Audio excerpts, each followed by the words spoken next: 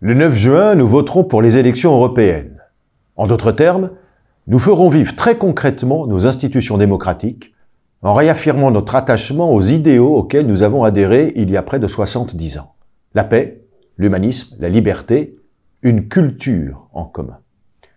Dans une Europe vieillissante, soumise à de multiples crises qui mettent en péril nos valeurs et éprouvent notre volonté de construire ensemble, nous songeons en particulier à la jeunesse, confrontée à un avenir qui, sur de nombreux plans, apparaît comme sombre.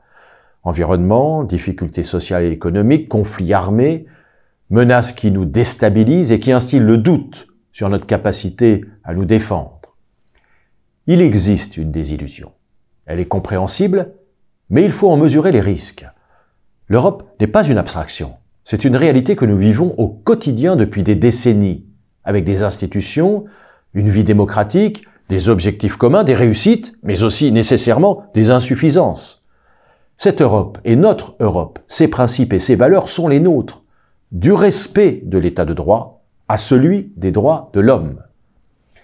Le 9 juin, les jeunes ont rendez-vous avec leur avenir pour choisir le visage de l'Europe. Il ne peut être celui de la colère, du rejet de l'autre, des haines identitaires sous peine de voir se disloquer rapidement ce qui a pris des décennies à être bâti.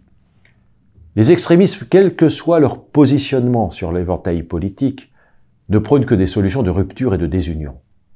Correspondent-elles véritablement aux attentes d'une jeunesse qui aspire hier comme aujourd'hui à l'ouverture, la mobilité, la fraternité?